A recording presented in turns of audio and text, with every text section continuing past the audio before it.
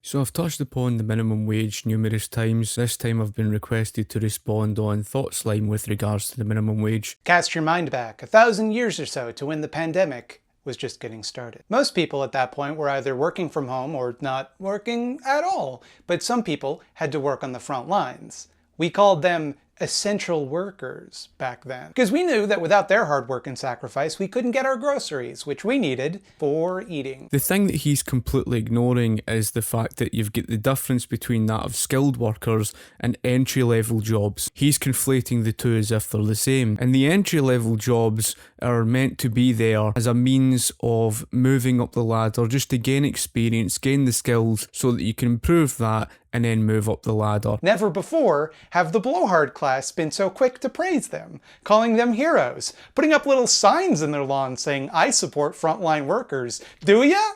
Do you really? That is, until radical left-wing fundamentalist Joseph Hussein Biden seized power in the United States in an illegitimate election. That's a joke. Don't ban me, YouTube. I'm doing a bit. It's just a bit. I don't believe that.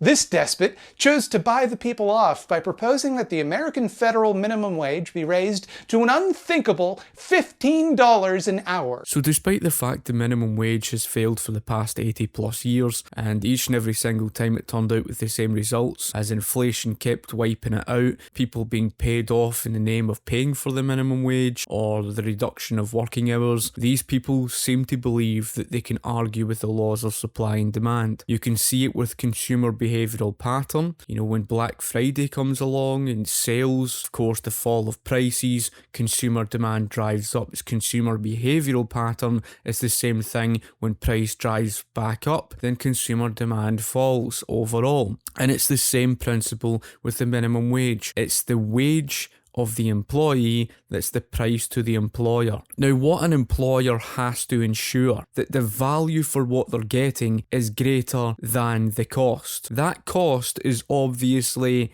that of the employee. If the cost is going to be greater than the value for what the employer's getting, they're not going to hire them. They're going to replace them with automation. I think it's expensive. This guy is like $2,000, right? Yeah.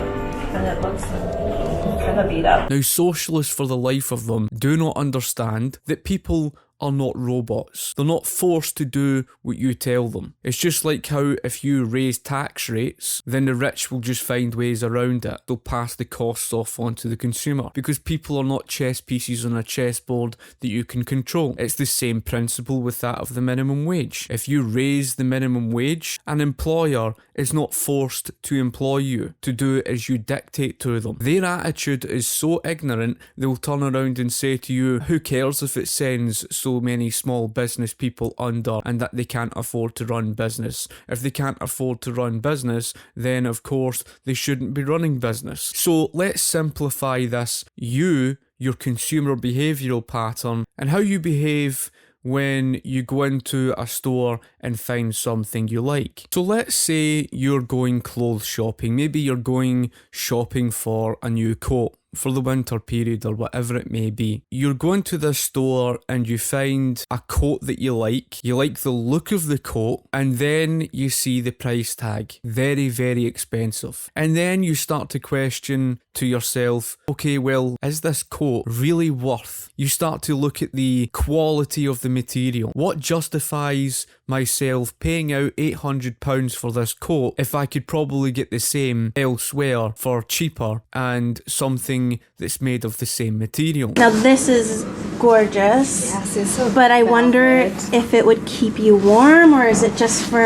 The point being is eventually you're going to drop your value and you're going to drop your demand. And the reason for why your demand drops is because you cannot justify the quality of this coat. You start to question to yourself, well, I could probably end up getting the same quality material. I could probably get the same type of jacket, just a different name, elsewhere in the market for cheaper. I can't justify parting with my money for £800 for this. Maybe someone else will, that's their subjective value, but I personally can't. £800 is rather steep. I would rather spend that on something else that I could probably get the same for, less. What is this?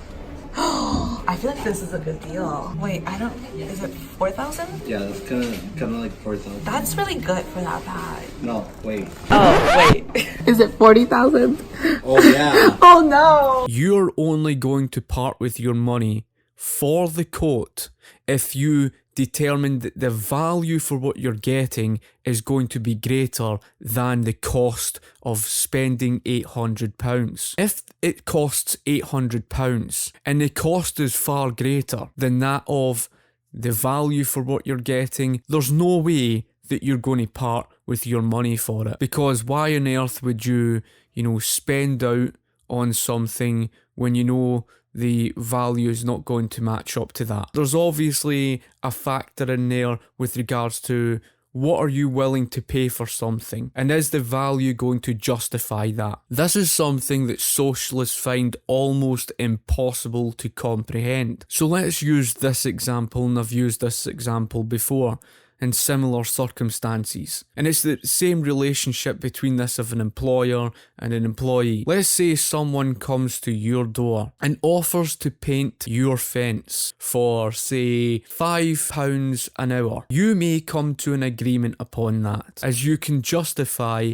the £5. That's because you're looking at the person that's going to do it, and you're going to look at the job that's going to be done, and you think to yourself, yeah, paying out £5 an hour, that isn't so bad. I can justify parting with that cost because the value for what I'm getting is going to be greater than that of what it's going to cost me. So you may part with your money and pay that person £5 an hour. However, the person might say £10 an hour. That's fair enough. What if it's £50 an hour? What if it's £100 an hour? No different to the Laffer curve with regards to taxation. It's very similar in the regards that you have a fall-off point, a threshold. If the cost is far greater than the value for what I'm getting, I'm just not going to part with my money. Therefore, I'm not going to employ you to paint my fence for £200 an hour because it's not worth it. And that's what socialists don't get. In the real world of economics,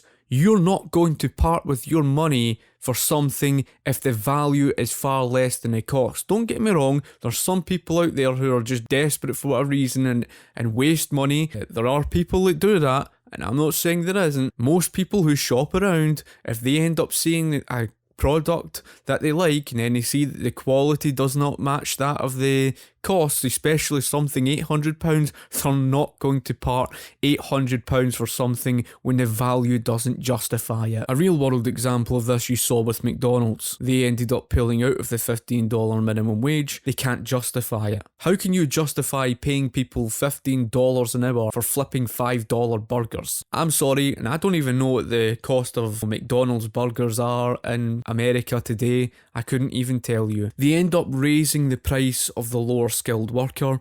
The demand from the employer falls. This is why I said they think they can argue with the laws of supply and demand. They have no concept of the real world.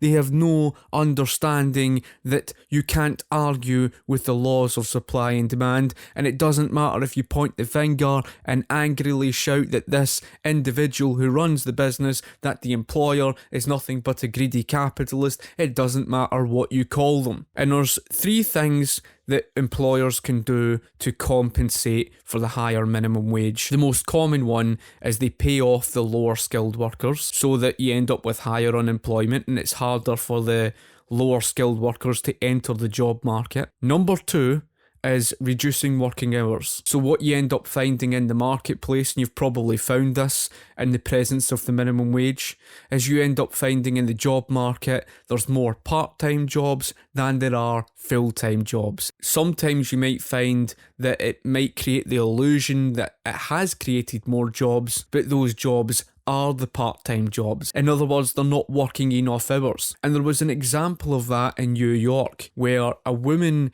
had complained that, oh, I'm now getting the $15 minimum wage. I'm not making up enough hours. I'm not getting to work enough hours to make up for that. And the third one is in relation to do with the inflation. In other words, the prices of goods and services end up driving up. So what was the point then in the minimum wage? There's no point, is there? The whole point of the minimum wage to begin with, ideologically, and this is what they don't understand between the difference between their intentions and that of the consequences, they think just because they've got a good intention that it turns out that way in practice. It doesn't. Argument number 1. Raising the minimum wage will lead to increased unemployment. Fight! How many minimum wage jobs at the average company are redundant? Why would any company trying to make a profit hire more people than they needed? It's the purview of any company to have the minimum workforce because the current minimum wage, or indeed any wage, is still more than not paying a wage. If it were possible to reduce their labor force so drastically,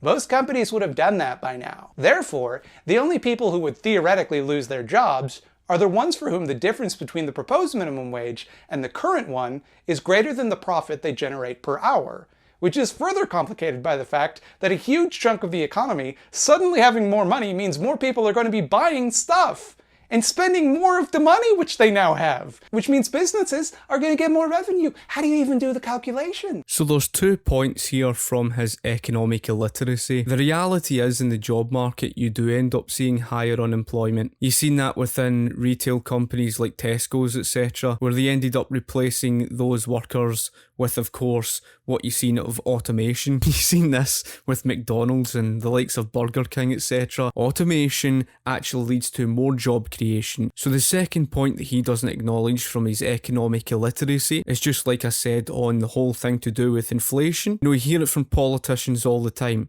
You heard it from Nicola Sturgeon. She said that she was going to readjust the inflation to match the minimum wage. It's basically a politician's way of saying, well, we're going to be forced to drive up the costs of goods and services, all in the name of trying to pay for the minimum wage. So driving up the costs elsewhere, compensating to pay for the minimum wage. So what was the point of it? He thinks it's just a case of, oh well, you just raise the minimum wage and somehow prices just remain the same. It's based on the assumption if you just raise the minimum wage, people have got more money in their pockets to go out and spend, but that isn't how the real world works. It's the same logic that they have where they think that if you raise the tax rates, somehow it means, that means that there's more money for consumers to go out and spend, but they completely ignore the effect that that has on businesses. You even had a concession from Second Thought who said this. 6 decades ago, in 1960, the minimum wage was $1 per hour. Over the following 60 years, the wage steadily rose, today sitting at $7.25. Taken by itself, this graph looks pretty good. The line goes up. Here's the problem. Just listing dollar amounts without historical context does not give an accurate depiction of what those amounts mean. Let's look at the same line adjusted for inflation. That's a lot less impressive. These peaks and troughs represent each time the minimum wage has been raised, and inflation wiping out those gains. He just thinks it's a case of, well, inflation's been wiping it out, so let's try the same thing all over and do it all over again. It really is hilarious, folk. It's humorous. And no, it doesn't lead to businesses gaining more revenue. That isn't necessarily the case. And if businesses are forced to raise their costs of goods and services, consumers tend to look elsewhere and try to find what they can get cheaper elsewhere. I think you actually seen that with regards to sugar tax. I think it was here in Scotland or whatever. And there was even the alcohol tax. What did you see from consumers? People were crossing the border at England, buying in bulk, then bringing it back to Scotland because socialists just don't understand. They really don't get it. And when I talk about socialists, I speak about that of the likes of SNP, etc. They just don't understand the real world and how it works. It's just laughable. What does the data say? The data we have on the subject? Well, let's call it mixed. Some studies suggest that there's no significant impact on unemployment or even modest improvements in employment when the minimum wage is raised. Most famously, a 1992 study by economists David Card and Alan Kruger, which compared the economic impact of an 80-cent increase in the minimum wage in New Jersey to Pennsylvania, whose minimum wage remained the same. Employment in New Jersey actually went up 13%. Every economist watching this is now mad. Economists log off. You could look at this quote. It says, the preponderance of the evidence points to disemployment effect of 102 studies. Nearly 2/3 give a relatively consistent indication of negative employment effects of minimum wages, while only 8 give a relatively consistent indication of positive employment effects.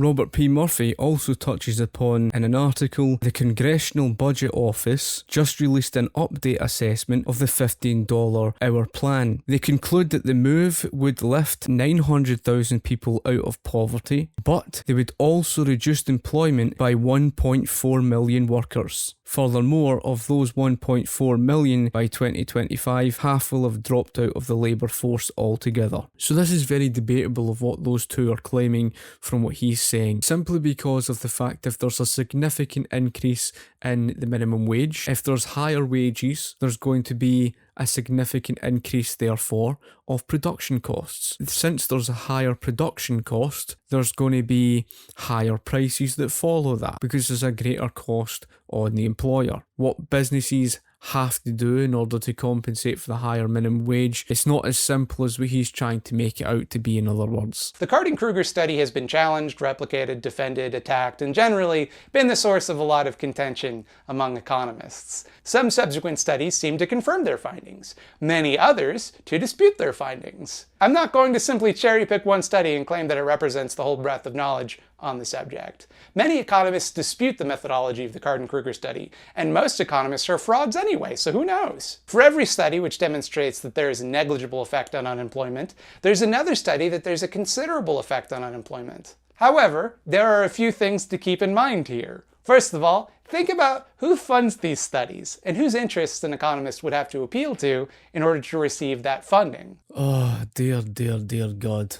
And this is what you're facing up with regards to socialist folk. They don't like the truth, so what they do is they try to find some way to discredit the organisation by looking at who funds them. I mean, the logic behind that is just, oh, the Mises Institute's funded by the Koch brothers. It's like, that's my argument. How about actually living in the real world? How's that even an argument? I don't care who they're funded by. What actually matters, socialist, is the information and data they are providing. That's what actually matters. So look who they're funded by. They're funded by the Koch brothers. It's laughable. Argument number 2. Raising the minimum wage would raise prices for consumer goods, thereby creating hyperinflation, which cancels out the gains made by workers. Fight! What are you talking about? It doesn't lead to that of the hyperinflation. Hyperinflation is something where the inflation reaches a certain percent, and then of course it spirals out of control, so it's no longer controllable. Say about 10% inflation or whatever, and then it goes out of control. That stems from the continual running of the printing press. The average McDonald's location in the United States makes about $2.7 million a year in sales. Now, McDonald's total global sales were $100 billion in 2017, and they posted about $21.5 billion in revenue that year. So let's take the baseline revenue to sales ratio to be about 1/5.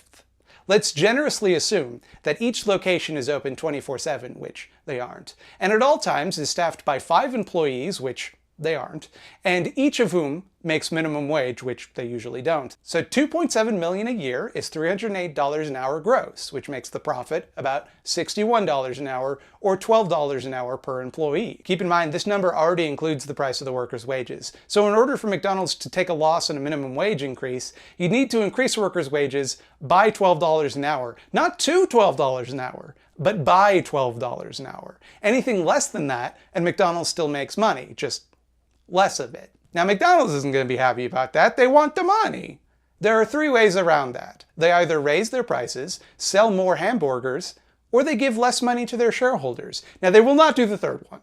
That's unthinkable. We cannot ask a company to make less money. It is against everything we stand for as a society. We must be careful that when we make legislation to help predominantly poor and vulnerable people, we don't end up harming the multinational corporations who really matter here. And they were already trying to sell as many hamburgers as possible, so that's a moot point. The only real option here is to raise prices. Oh well. Nothing they can do about it. And if people are making more money and everything costs more, that leads to inflation, which decreases the buying power of minimum wage workers, thereby canceling out their gains and leaving the rest of us worse off. Oh no! And just like that, the laws of supply and demand don't seem to matter to the same guys who cite the inevitable job loss of interfering with market forces. And again, it all comes down to those consequences. Your good intentions mean nothing in economic reality. If you're going to rail against the private sector and force government regulation and force the costs of goods and services up, strangling the private sector half to death and running the printing press, you're inevitably going to be faced with an inflationary problem. Inflation simply means like that of a balloon. It inflates in size the more air you put into it. Well, it's no different to that of the quantity of the paper in circulation. Well, who was it that took away the free market money? I wonder who took away the free market money. Yeah, that's right. You don't want to touch upon that one now, do you? You want to pretend that's capitalism's fault. If McDonald's raises their prices, who is to stop a competitor from undercutting them by selling an even cheaper hamburger? Just like the argument on the falling rate of profit, it's down to consumer preference. So even if competition steps in to sell whatever at a cheaper price, the consumer's going to make their own preferred choice. If the consumer prefers Burger King to that of McDonald's, then fair enough, they're just going to continue on, spending their money on that of Burger King, because burgers are not the same. You just assume that just because a competitor steps in and undercuts the costs, then of course they start selling at a price where they lower their price as well as their costs, then of course somehow this means that it's going to force other competitors to do the same. That's rather quite interesting, that is, because in the real world it doesn't work like that. That's like saying that this company that sells the $2,000 gold pizza is now going to be forced to drive down that price because other businesses are producing pizzas $6, $8, $10, but there's a problem with the real world example that contradicts you. People are still buying the $2,000 gold pizza. That's it. Oh, boom. If landlords raise rent simply because they know their tenants can afford it, what's to stop someone else from buying up a bunch of cheap land, renting it out cheaply, and making a killing? Why is it that supply and demand seem to only apply when it means poor people get fucked? You talk about poor people getting fucked. If you want to see what poor people getting fucked looks like, thanks to your ignorance, trying to ignore the laws of supply and demand, all that printing of the paper currency did was it devalued the purchasing power of the currency. Who do you think that hurt? The very people who are reliant upon the paper in terms of a wage. The rich people are not affected by that because they're holding the assets. Well, that's interesting because those who try to go against the laws of supply and demand fucked everybody over.